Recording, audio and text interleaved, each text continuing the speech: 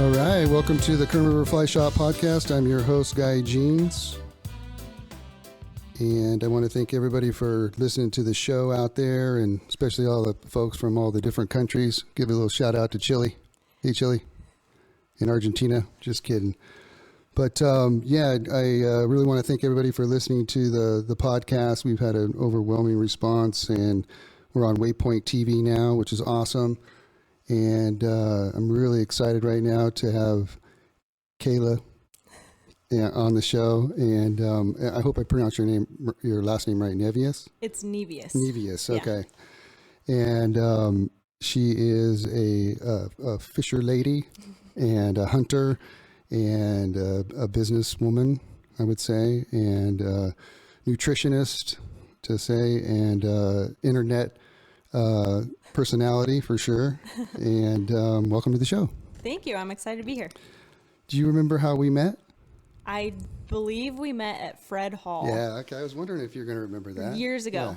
Yeah.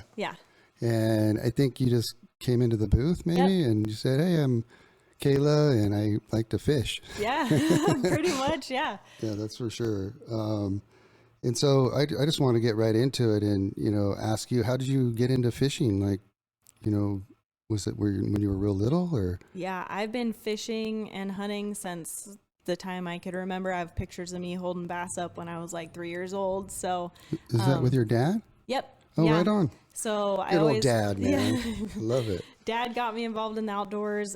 We always did stuff outdoors, but my dad was the one who was always like, come on, let's go fishing, every weekend or whenever we had time. So yeah, I've been doing it since I was a little kid, but then I kind of dove a little deeper and got more serious about it about 7 years ago. So okay.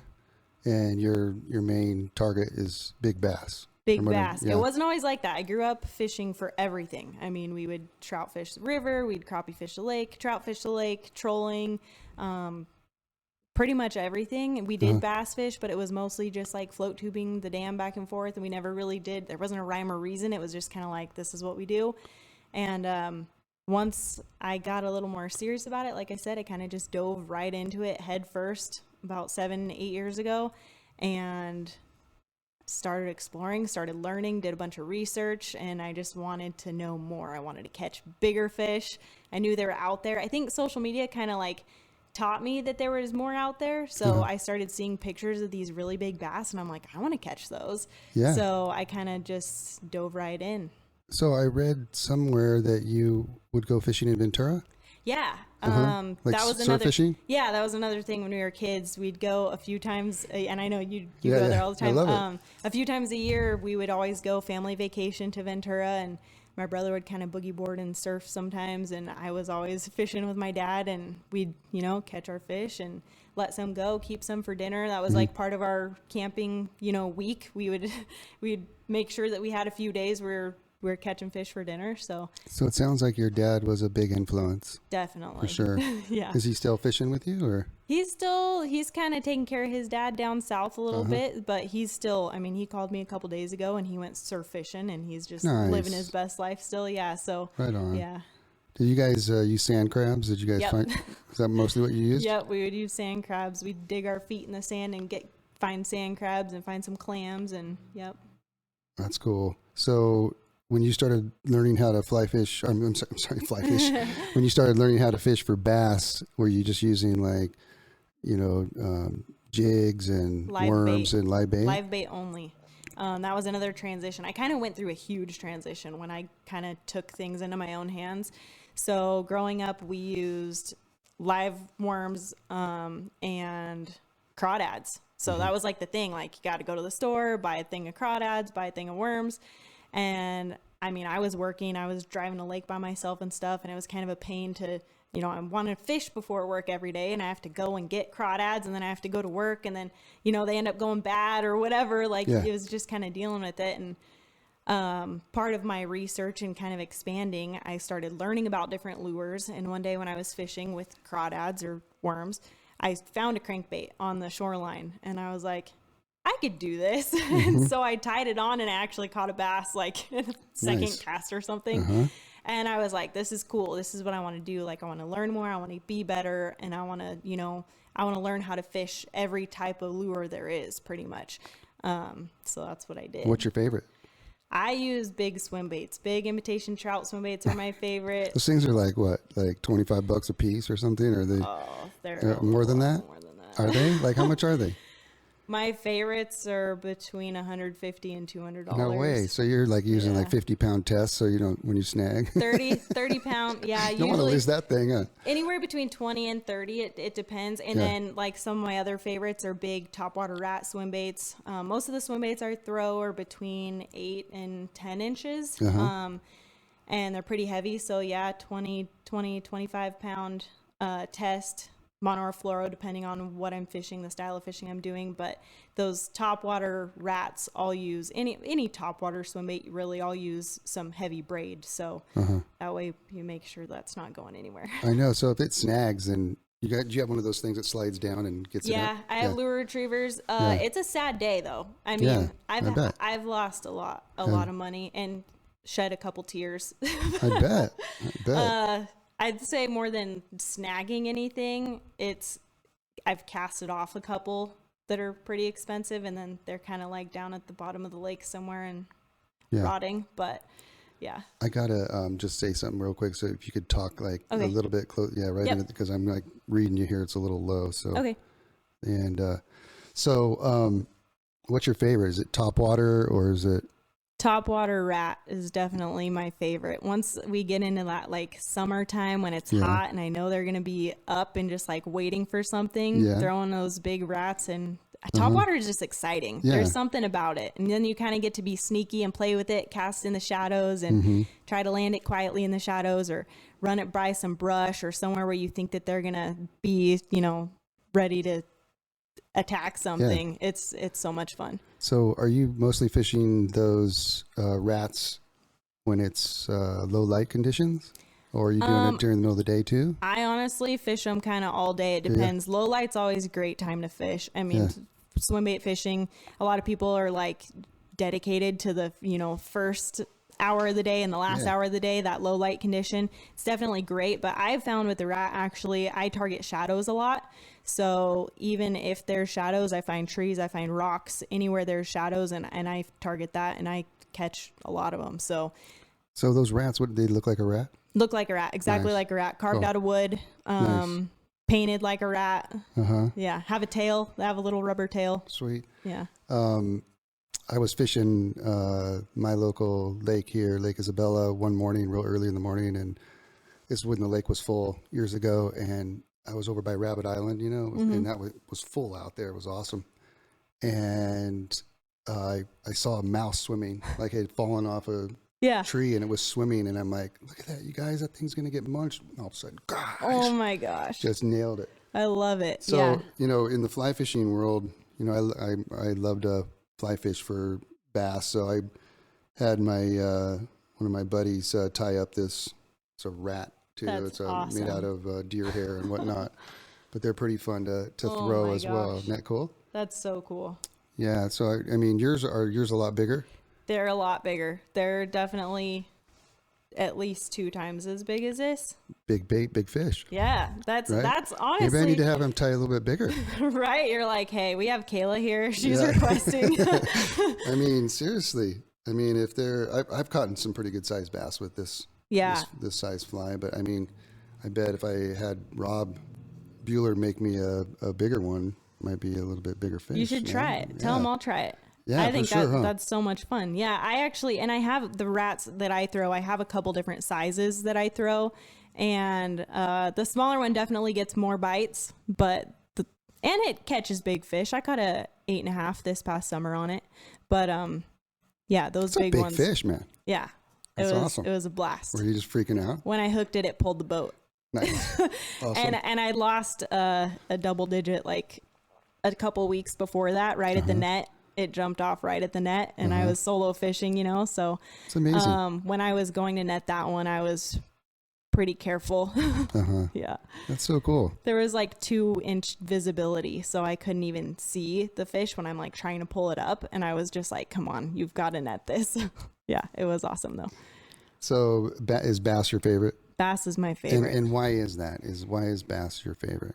Bass is my favorite too, but I want to hear why yours. I think I fell in love with the strategy of it, and then also just the fact that they can get so big, and kind of the sport of like, a lot of people don't understand catch and release. At least when I grew up, I used to keep bass. I used to eat bass. I was raised to catch your limit of 2 and keep them and eat them, and they were delicious. And kind of that same time that I went through that transition and started learning a lot more, I was like, no, I want to let these go, because you let them go, they get bigger, you catch big ones. Like I want to catch big ones. So now it's kind of a respect thing, but yeah, just trying to figure out how to trick them and catch a big one. It's kind of like hunting and trying to get a big animal, something that's mature, it's smart, it has experience, and it's those big fish, you can't just catch them.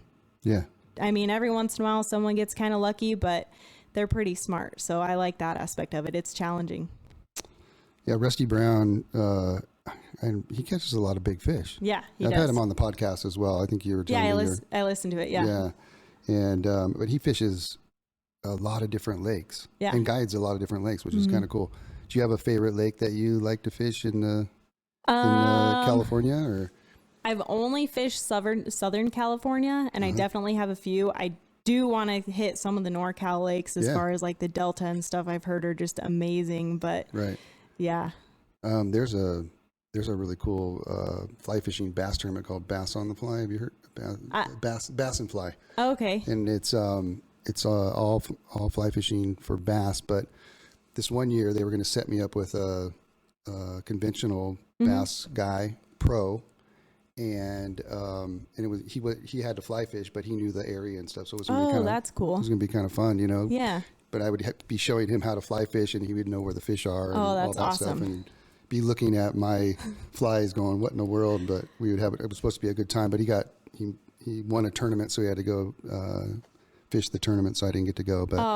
But it's a super cool tournament up in the Bay Area in the Delta. Yeah, I think I've heard of it before, actually. Yeah. It's a big deal. It's a lot of people do it. Yeah. Have you fished for any striper yet, or? I have fished for striper on occasion, but nothing too serious. Again, my passion for bass fishing now always draws me back to largemouth bass. Yeah. I mean, even if I think about like, oh, the crappie are biting, I should go catch some crappie. I'm like, but what if the bass are biting? What if the bass eats But crappie? what if I throw a crappie imitation swim bait and then I catch a big bass? So it lures me in.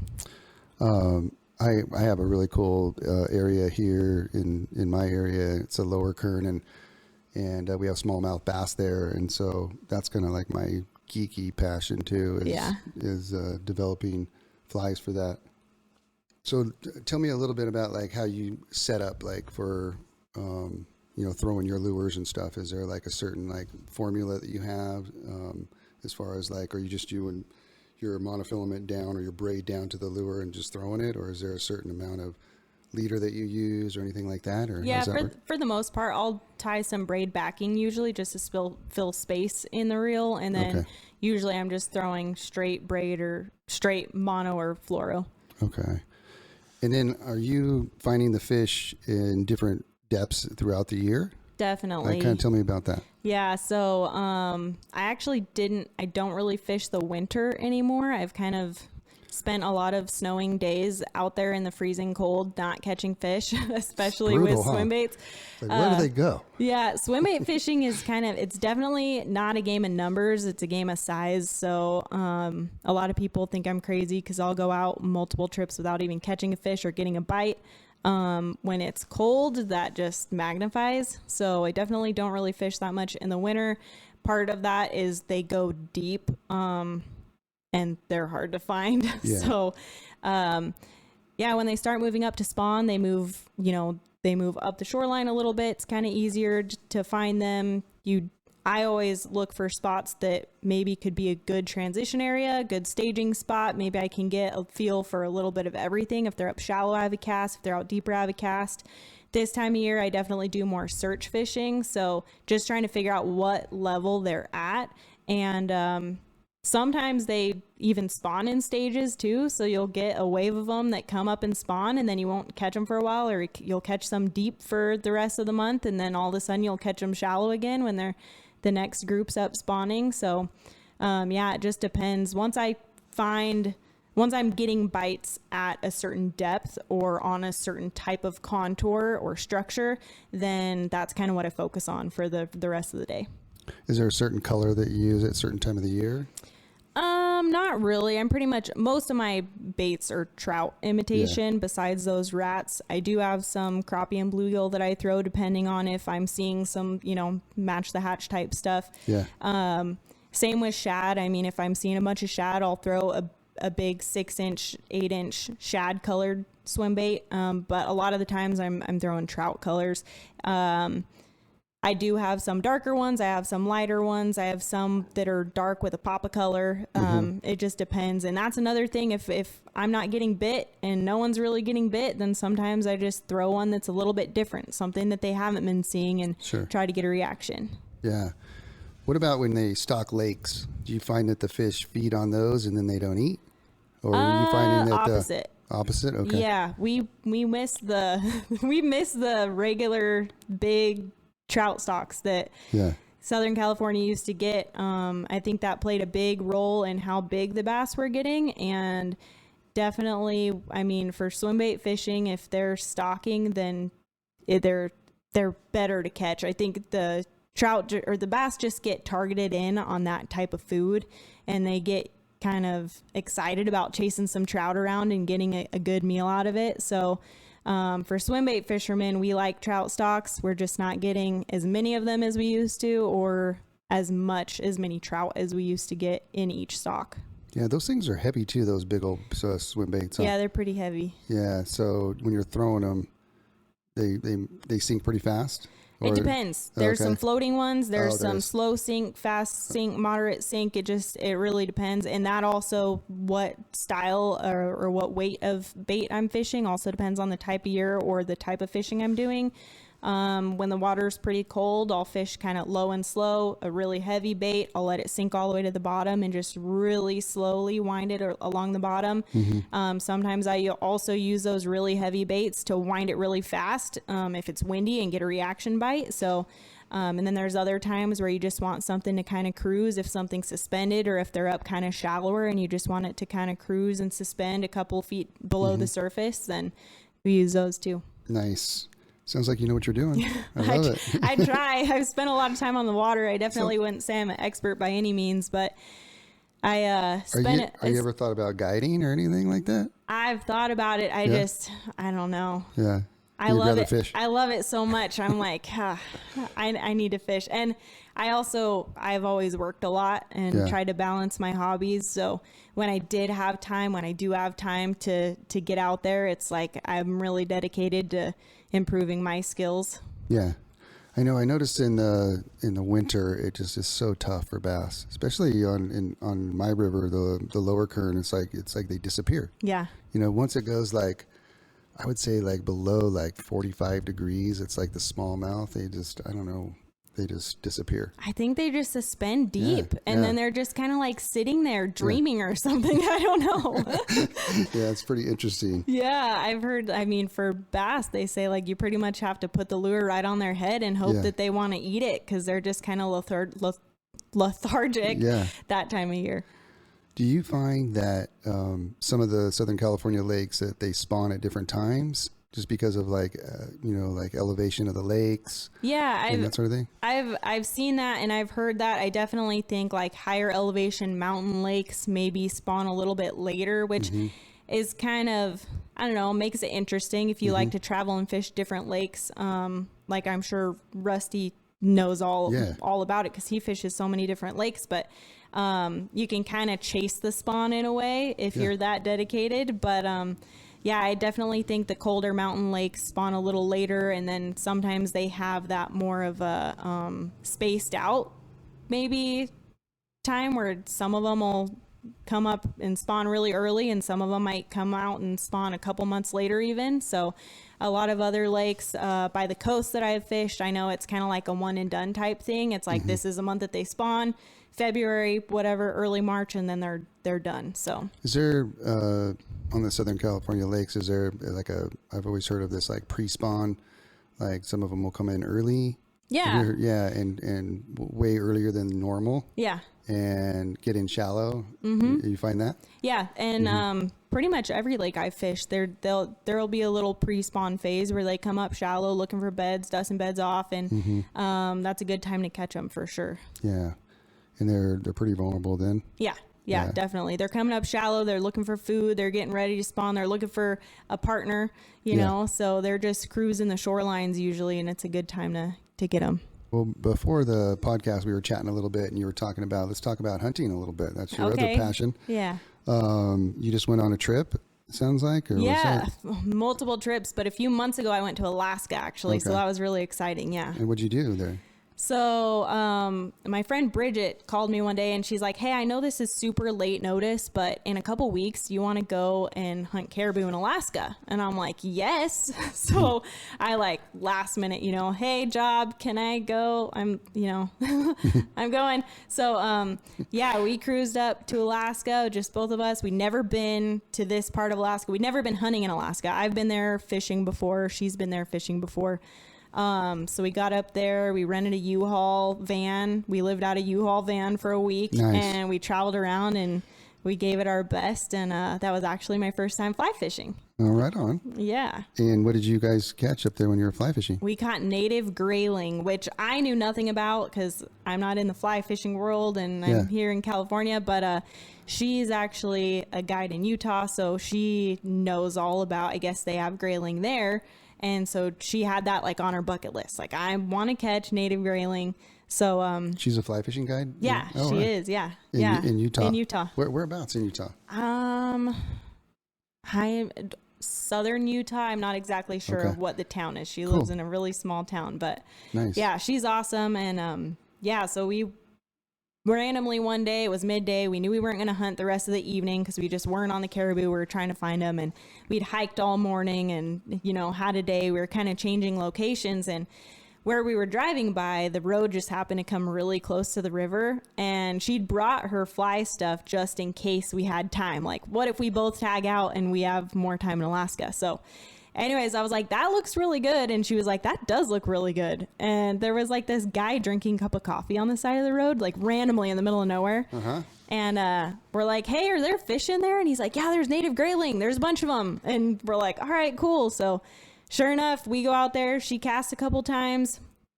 She got a bite. And finally, a little bit later, maybe 20 minutes later, she catches one. And I'm excited. I'm like, oh my gosh, this is so cool. I'd never really been up close and personal with anybody fly fishing before, so it was awesome to see.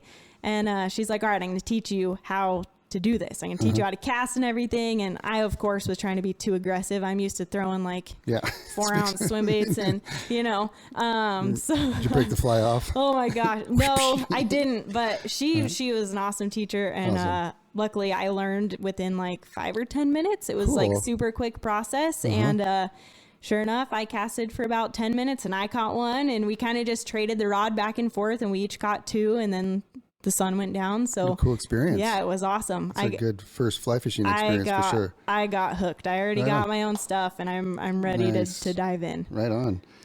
So tell me about like an actual hunt. I mean, when you're hunting caribou, were you guys were using rifles? We were using rifles for hunting caribou, and we weren't successful. They were kind of like in this in-between range that you couldn't hike to. You had to either get a plane or a boat, and we weren't doing that. But multiple other hunts. Before that, I had, in California, you get 2 deer tags. So a rifle tag. This year I had a rifle tag and a archery tag. I didn't fill my archery tag. This was a really busy year for me.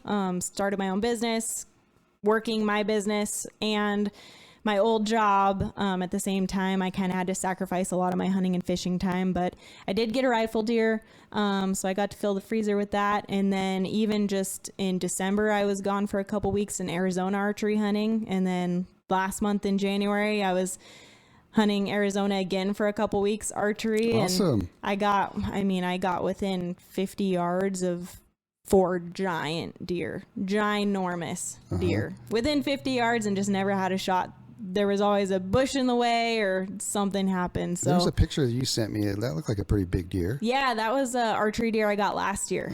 Yeah, that was my biggest archery deer. How many points is that? Or that was a 4-pointer. Yeah. That was big though. Yeah, so that's my biggest archery deer. I'm pretty proud of that one. Yeah. About the time that I got dove head first into fishing and got really serious about fishing, I transitioned from using live bait to lures. And then I transitioned from using lures to only swim baits because I fell in love with those as soon as I started using those. I bought a bass boat after only being on. You did? Yeah, I bought a bass boat after I'd only been on one time. I was like, I want to buy one of these. So yeah, I completely changed my fishing style and everything. And that same year, I bought a bow and was like, I'm going to start archery hunting. I never did it before. I just wanted to, kind of like fishing, I just wanted to get more serious. I wanted a challenge. I wanted to really hone down on my skill and be good at what I was doing. So, and I think a part of that was about a year before that, actually earlier in that same year, when I'd gotten more serious about fishing and everything, I caught a 10-pound bass. I caught a 10.5-pound bass, and I was like, oh my gosh. It's a big deal. And it blew up on social media, which was really weird and uncomfortable for me because I'd only had friends and family on my social media. There was 150 people maybe. And somehow a random fishing page saw it and they shared it, and I jumped up to 15,000 in a week, 15,000 followers. I was like, I don't like this. I'm a very private person. Yeah. And so I was like, whatever, just let it happen. You didn't try for this to happen. So I was like, just stay true to yourself, keep doing you, and do it. So yeah, that was kind of the start of that, and getting serious about everything. And yeah. So tell me about the process of when you're using your bow, how you stalk. That's probably the fun part, right? It is. Oh my God. That sounds fun.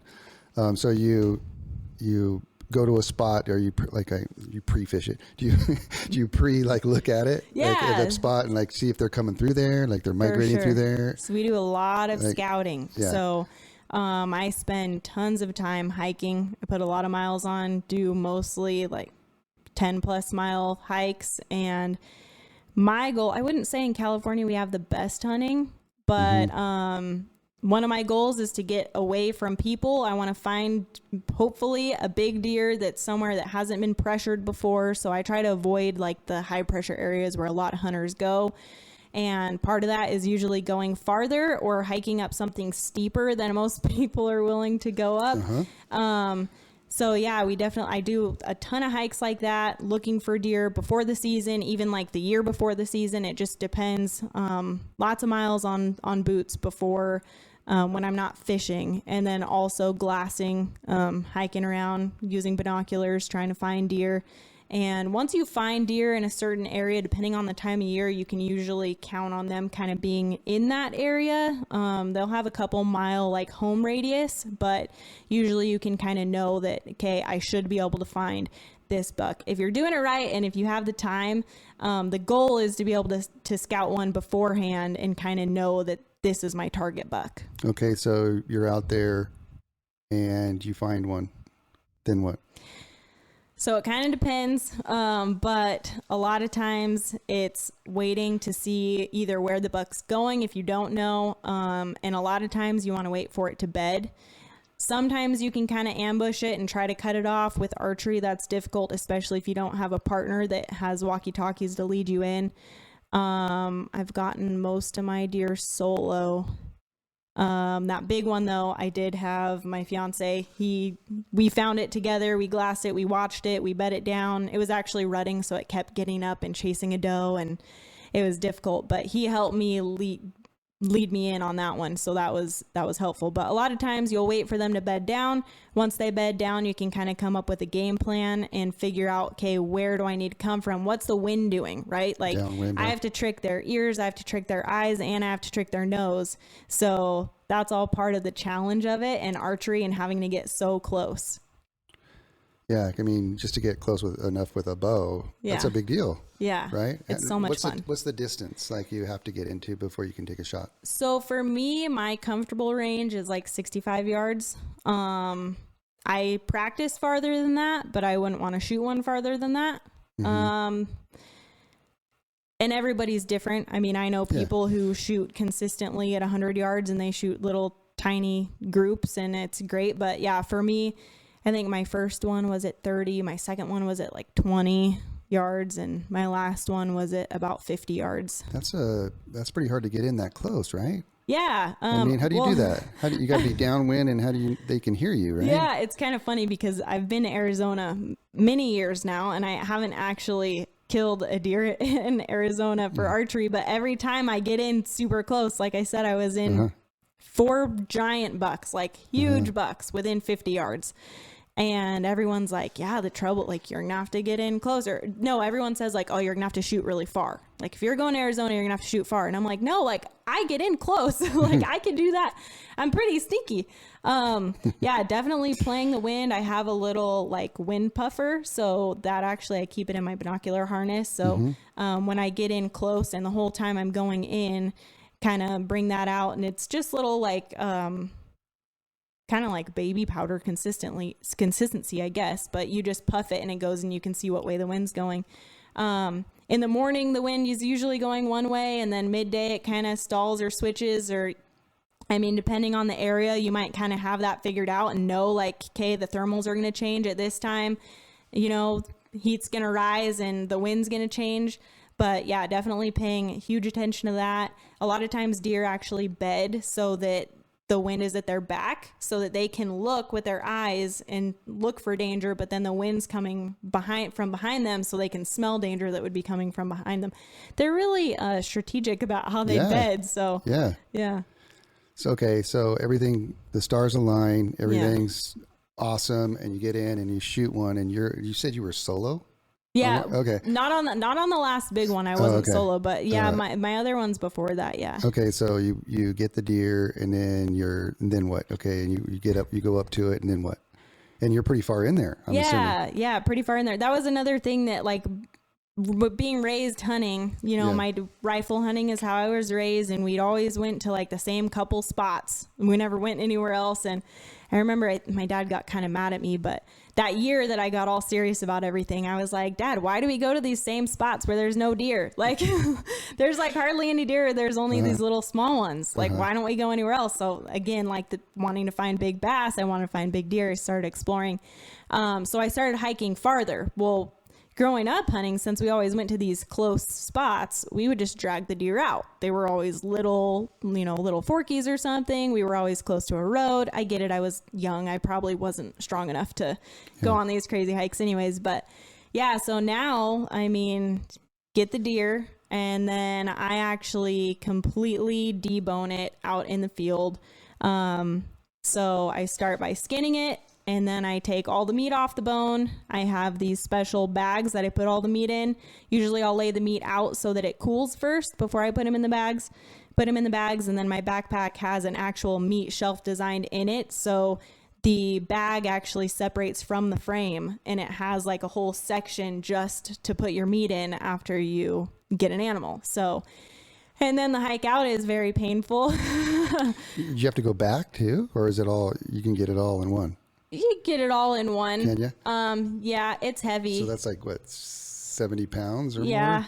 Yeah. Plus your pack. Your pack and your gear and everything. It's a lot. Wow. Yeah, I like it when my fiance is with me. Yeah, I bet. So that when we're not hunting together, I usually try to be smart about it and try not to go on a super crazy long one. We went on one this year. My rifle deer, actually, he was with me, and I was like, I want to pack it out on my own just because. And he was like, okay, like, I'm not going to fight you on that. You know, he was there, but I was like, I want to, because it's good experience. And I had a new backpack, and I wanted to make sure I knew how it worked. Another important thing when you're out in the field, especially by yourself, you never know if it's going to be dark in the evening and you're hiking out alone, and just knowing how all your gear works and making sure it works properly is important. So yeah. That's a lot of poundage. Yeah, it is. Getting it out of there. You got to be in shape for that, for sure. Yeah. I've like some of the elk hunters, like they're way back in there. They got to do 2 trips, I think. Right? Yeah. So, back to Alaskan caribou hunting, my friend, we didn't actually get a caribou on that trip, but, my friend went back a couple days later. Our tags were still valid. I had work, so I couldn't, but she randomly just went back and she actually got one, and she's a little bit smaller than me. And luckily hers wasn't that far of a pack out, but I think it was about a mile, and she had to do, I think 4 trips total to get her caribou out. And yeah, it's pretty wild. You mentioned your fiance. Is he big time hunter and fisher person too? So we met through bass fishing. Huge bass fishing guy. He has a lake record of a 16.2 pounder in one of the SoCal lakes. And that's a big bass. Yeah. And so obviously I was like, wow, okay, this guy, he catches big bass and he throws swim baits. I need to know him. Yeah, he catches a lot of double digits. So yeah, we started talking through bass fishing, and he's actually a sport fishing captain out of San Diego. So no way. He invited me out on a fishing trip, and I caught a couple 100-pound bluefin tuna on that trip, and I was like, all right. So it was kind of game over from there, but he actually never hunted before. No way. The first time he came up here, I was like, all right, like, no, we're just cutting to the chase here. Like, this is who I am. This is how I live. I'm like, we're going to go shoot. I got like one of all of my guns, like my handgun, shotgun, rifle. I'm like, let's go shooting. Let's go fishing. Like, this is how I live. And he fell in love with it. Sure enough, he got his hunting license a couple months later, I think. I bought him a bow for our first Christmas together, even though he was like, nah, I just want to rifle hunt. Like, I don't want to deal with the bow. And I bought him a bow for Christmas, and he fell in love with that. So yeah, he's more obsessed with hunting now than he is with bass fishing. So he does the fishing thing. That's his job? Yep. Okay. That's his full-time job. And he has a boat in San Diego that he takes people out and... Yeah. He runs a boat. So it's a charter business. He's the captain on the boat. So they pick people up, take them out, fish for, I don't know, anywhere between 3 days to a couple weeks, and go down to Mexico probably. Cool. And drops them back off, and they have all their fish. So he's kind of like a fishing guide in a way, because they take people out, they teach them what to do. They teach them how to tie the knots, and they take care of all that for them. So yeah, it's awesome. It's really cool. Has he ever taken any fly fishers on his boat? He has, actually. So a few years ago, we actually bought a boat of our own. We started our own business, and we did that for a year. And we had a group come out, and it was fly fishing only. And so that throw bait out there for them. We did. I don't think the fishing wasn't very good that time, but yeah, every once in a while they'll get a fly fishing group, and usually it's everybody on the boat is, it's a fly fishing only group that goes out. But yeah, crazy to imagine fly fishing for those ocean fish are just, they're mean. Yeah. Love it. Yeah. Are you seeing more women getting into hunting and fishing over the years, or? I would say it's kind of weird for me because I live in my own little circle. But some of my best friends are women who I've met through social media, actually, who hunt and fish, which is awesome because I never had that growing up. I was always kind of the outcast, like, why are you hunting and fishing? Like, why aren't you coming to the high school party? And I'm like, I'm going fishing like super early in the morning, So I felt like I was never understood. People kind of were like, you're doing boys sports. Why are you doing that? So now that social media is out there, I feel like we're able to connect more. And I hear that a lot from other girls. Like, man, I wish we lived closer. I don't have any friends where I live that do this. Like, I don't have any girls that do this. So I definitely think there is an increase. And I think that having that connection through social media is really helpful, because then you can even meet these girls. Like the girl I went to Alaska with, Bridget, I'd never really met her before. We met through social media, and we went on a trip, and I've had multiple girls trips, hunting and fishing like that. So that's been really cool. If there was any place that you could go, let me ask this question, or I guess in the fly fishing world, we're seeing a huge increase in women in the sport. And we've been doing these women's days up here Okay. in this area, and we'll have like 60 women show up that have never fly fished before, and Wow. we're teaching them how to fly fish, and all these other women instructors come up and teach them. It's really cool. That's awesome. And so we're seeing this big increase for sure in this genre. Yeah, in fly that's fishing genre, amazing. for sure. If you could go hunting anywhere in the world and get a particular animal, where would you go and why? Oh man, that's tough. After being in Alaska, I definitely think caribou is on my list. But for some reason, ever since I've been a little kid, my dream animal has been elk. And I feel like for a lot of people, that's like a standard thing that they hunt. And like a lot of people, their like dream animals, like a red stag from New Zealand or something. And I'm like, I just want to kill a big bull. Yeah. So yeah, where, I don't know. I really haven't traveled that much, to be completely honest. That's something that I really want to start doing more. And I have been doing more the last couple years. Hunting in Alaska was a good part of that. But this year I'm going to be going to Idaho. I'm going to apply for hunts in New Mexico. So Awesome. I'm trying to get out there a little bit more. And I'm hoping that that'll kind of make more things happen. Because so far it's just been like, yeah, that'd be cool, but always busy. Never make it happen. Interesting thing that's I guess we've had 3 elk kind of come into this area over in the last few months. I don't know if you heard about that. Yeah, I have heard about it. I've seen some pictures. Yeah. There was I live here in Kernville, but there was one in the Kernville old golf course. Oh my gosh, right there. That's Isn't that a crazy. trip, huh? Yeah, it's Rocky crazy. Mountain elk. Yeah, they just move around and Yeah, pretty crazy. yeah. Let's talk about your sponsors and how that all went down and how that works and stuff. Yeah, so like I said, that first year social media, my page just kind of grew. Instagram kind of grew because of that one fish that I caught, and I don't remember even how it happened or what happened. No one really had reached out to me. Maybe some small private fishing companies like, hey, we'll send you a t-shirt if you rep our brand or something. And I was like, nah, like, I'm just doing my own thing type of thing. But my favorite company for years reached out to me randomly one day, and that's Realtree Outdoors. So were you like using their products? I was using their products. I mean, I wear their clothes all the time. Cool is that, huh? Fishing, hunting, just everyday life. It was just, I was wearing it every day. I'm wearing it right now. So yeah, I mean, I was just obsessed, and I would tag them in my pictures here and there. They actually had like some contest that was like just showing that you live the Realtree life. And I remember I tagged them in my picture, random picture. And I'm like, yeah, I live the Realtree life. I tagged them or whatever. And I won their contest. And I was like, how cool is this? They sent me like a koozie and a hat and like, a few little things. And I'm like, this is awesome. And then, they emailed me like a month later, and they're like, hey, we want to talk. We want you to work for us. And I actually started as it was a sponsorship, but I actually started writing articles for them.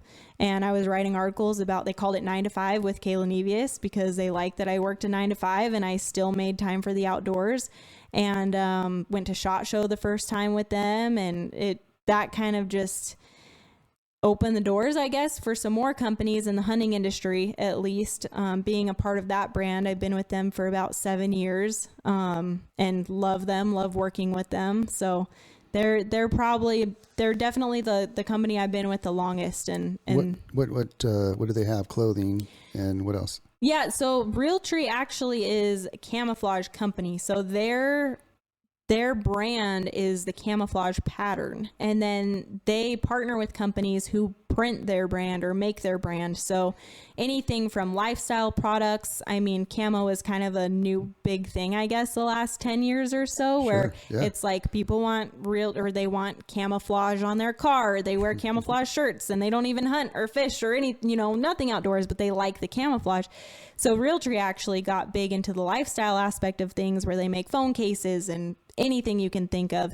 And then also the camouflage patterns of the clothes that we hunt in.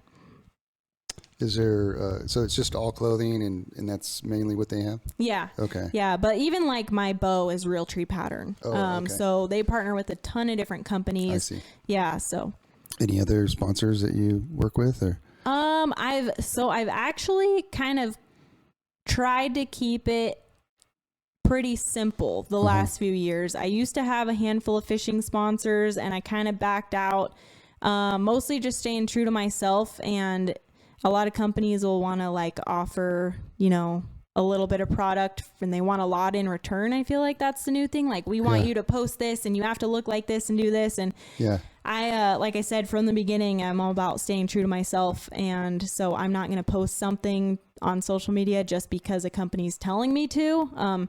So now I only partner with, and I always have only partnered with companies who will let me post my authentic self, and if it aligns and I actually love their product, then maybe we can work something out. But sometimes the money is a nice little extra that I can put towards hunting and fishing. But if it's gonna be not worth my while, or I'd rather be hunting or fishing and stay true to myself, then I do that. The other big company that I'm with is Beaumar Nutrition. That's actually a supplement company. So that's on the fitness side of things, but they're also huge in the hunting industry as well. I met them at that first SHOT Show that I had gone to through hunting. So yeah. What is that? What is a supplement? Like energy? So yeah, between vitamins and just like health, there's like green drinks and collagen for your joint health and hair, skin, nails, and what's the name of it? Beaumar Nutrition. Oh, cool. And they and then anything from workout stuff. So they have protein powders, they have pre-workout, intra-workout stuff. Kind of a handful of everything. So for me, being in the fitness space, it's huge and one of my biggest sponsors. So yeah, you pound that before you go on those long hikes? I actually do.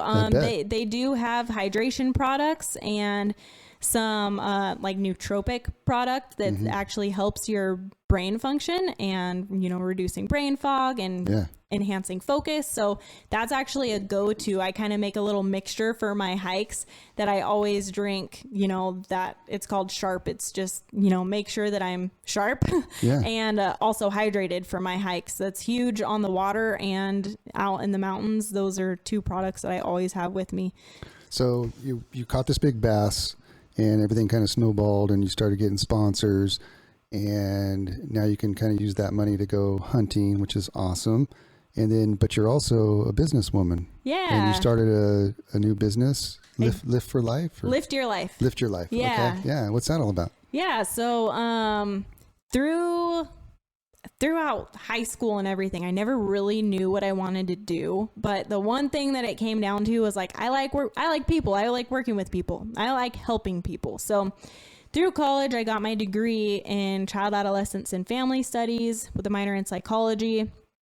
I was kind of on a teaching track, thought I wanted to be a teacher. And then I was like, nah, I don't really want to. I like the psychology stuff. Became a counselor, and I was like, hey, this is my purpose in life. I'm here to help people.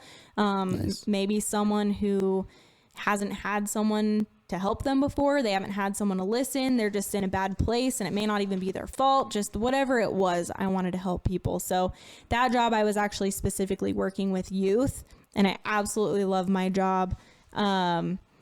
And through my years, I've mostly worked in mental health. My previous job, I was actually juvenile corrections officer, and I did that for years. And in that position, I kind of knew like, this isn't exactly what I want to do. I'm able to help these guys a little bit, but not as much as I want to. And then one day I was just like, man, I could put all of my passion for mental health and my passion for fitness, because I love working out. I could put those together and I could really help people. Like this might be what I'm supposed to be doing. And so this was like the first time in my life that something was like, yes, this is for sure what you should be doing. Take a leap of faith.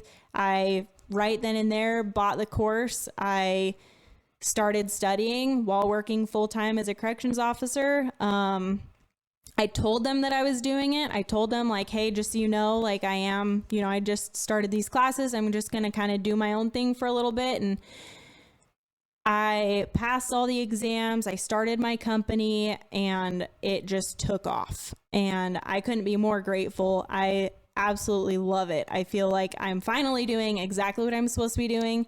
And I'm able to help people in so many different aspects of their life. And it's all related. Our mental health, our emotional health, our physical health, our mindset, everything is just totally related. And when we can work on it all together and build a healthy lifestyle, it makes me happy. So that's what your business is about, just all that. And then, so do people come to you, or do they, you counsel them at a place, or is it, how does it work? Yeah. So I'm a certified personal trainer and nutrition coach. So that's the focus of my business is personal training and nutrition.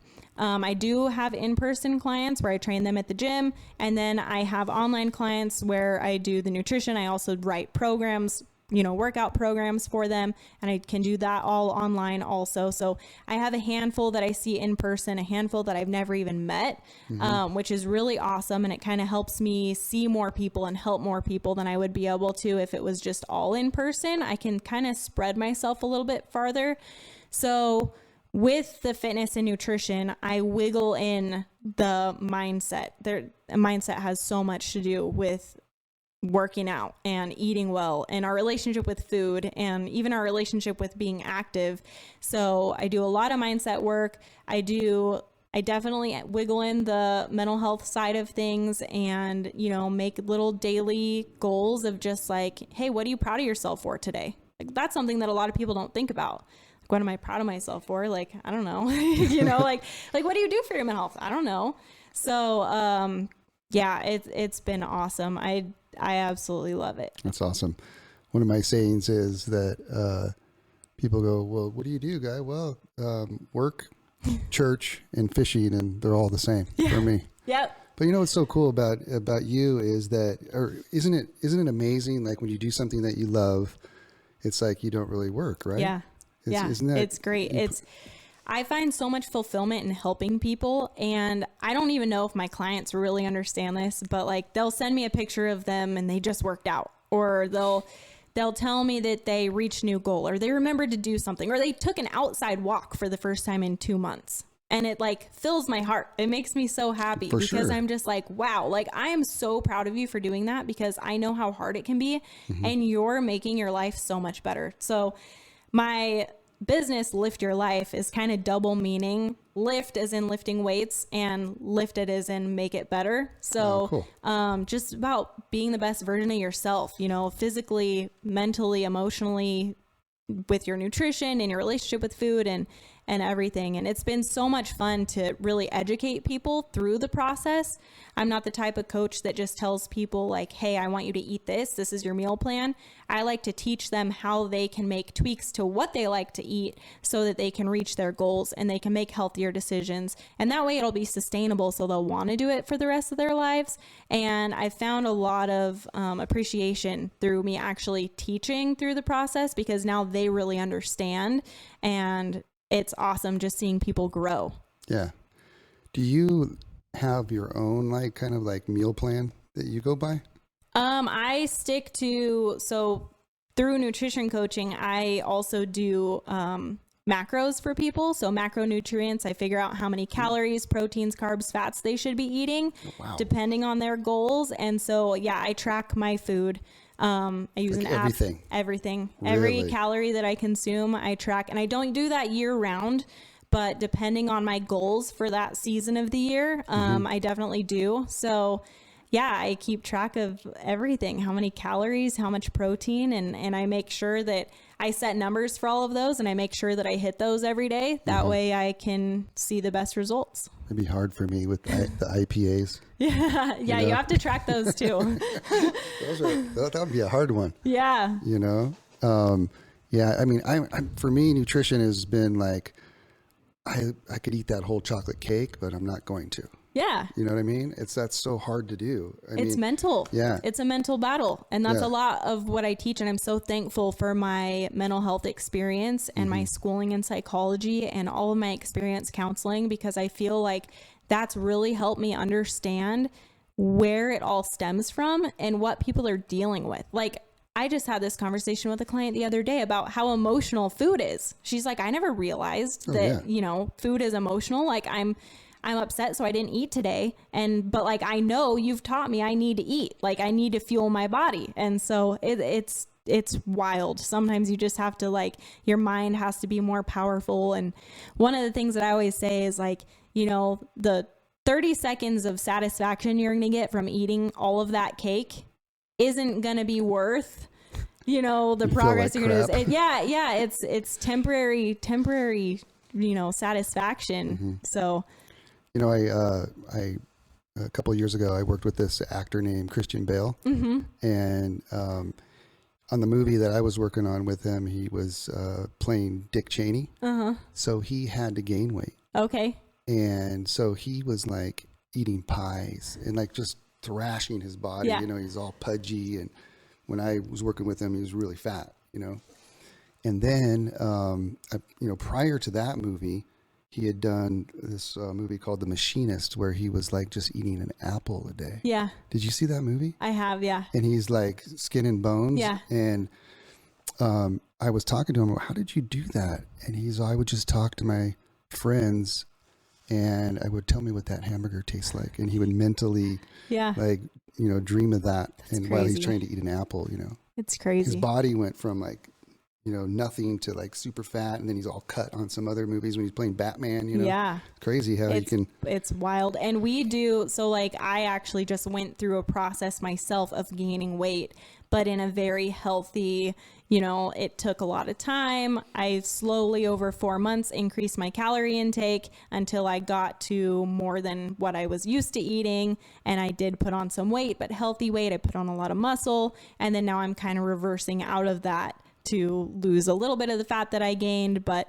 yeah, it's absolutely wild. And I feel like diet culture right now, especially with social media, there's so many positives and negatives of social media, but the diet culture on social media and even movies like that, and people seeing people like, oh, look how thin that guy is. And they don't really know what they did or how they got there, or if it's actually healthy. So that's another goal of mine, is to teach people how to actually be healthy about it. And if you want a piece of cake, have a piece of cake, but just don't eat the whole entire cake. You know what I mean? Like, that's fine. I eat cake. Don't have 8 IPAs. Yeah. I mean, you know, every once in a while, but teach their own. Right. Exactly. So, what else is going on in your life? It sounds like your life is pretty full. I'm pretty fiance. I'm pretty busy. Yeah. Awesome. I actually, so I left my job at being a corrections officer just this past year. Like I said, started my business. How long were you a corrections officer for? I was there for, I worked there for about a year, and then I took some time off, and then I went back for another few years. So I was there for a while. I think that's the longest job I've ever had. And was that at a youth place? Yes, it was all kinds of crazy stuff. Youth, I bet. Yeah, juvenile boys only. So, and I was actually a defensive tactics instructor for the probation department too. So that was a lot of fun. You know, the physical aspect of it, and just knowing how to defend myself and teach other people how to do that as well. But yeah, so my business took off. It kind of got to the point where I was like, wow, I'm working and seeing clients every single day before work. And then I'm going to work and I'm not getting off till 10 at night, and I don't have time for anything. And finally I was like, you know what, if I wasn't going to work, while I was at work, I was like thinking about workouts and like writing plans for people and how many people I could be helping if I wasn't at work. And kind of like you said, when you're working a job that you really love, you're not really working. And when I was at this other job, I was like, this isn't what I'm supposed to be doing. So finally, again, took another leap of faith and was like, you know what, I'm going to do this. My business, I'm going to make it successful right off the bat this year, and I'm going to make it happen. And I left my county job with benefits and retirement, and everybody thought I was crazy. And here I am living my best life and couldn't be happier. I love it. There's so many of my friends that are stuck in jobs that they don't really like. Yeah. And afraid to make that leap, that jump. And I've talked about it in other podcasts, exact same thing. Is like the people that do make the jump, it may be tough at first, but the ones that do make the jump, they're stoked. Oh yeah. Right? I've worked more this past year than I ever have. I've worked my butt off, and I still am. I mean, right before this, I was working all day, and today is supposed to be my day off, my scheduled day off, where I'm not seeing any clients, but I had so much online work and working on my website and working on clothing, and just like, it's never ending. My mind is just, this is where my passion is. So again, finding the balance between like, should I fish today? Or, I mean, I didn't even fish today. I was just working on my business because I love it and I want to be successful. That's a huge thing. I want to be successful and I want to help as many people as I can. Where do you think your business is going to go from here? Is it going to grow big? Is it going to hire people, or you just going to keep it small like that, or? Who knows? Yeah. You know, I try not to plan too much. My goals in life are to be happy and help people. I feel like no matter where I end up, that's going to happen. I'm very confident in that. And I know that I'll always be doing the things that I love to do. So I don't need to make a ton of money. I'm not out there chasing a dollar. You know, I would love to be able to help a ton of people. I actually have an app, so that helps me help more people. I get to train more people online. So I would definitely like to see that aspect of my business grow. Maybe someday have my own gym. I'm not sure if that's, Nice. you know, I've definitely thought about that, but yeah, we'll see. Nice. Kayla Nevius. Yes. Yes. So good to have you on the show. And I'm sure a lot of people are going to want to check your Instagram page out. Yeah. What is it? It's at Kayla_Nevius. Oh, right on. Yeah. Cool. And thanks so much for being on the podcast. Yeah. Thank you. I appreciate it. Had a great time. All right, you guys. Thanks for listening out there. Kern River Fly Shop Podcast. This is Guy Eugene signing off.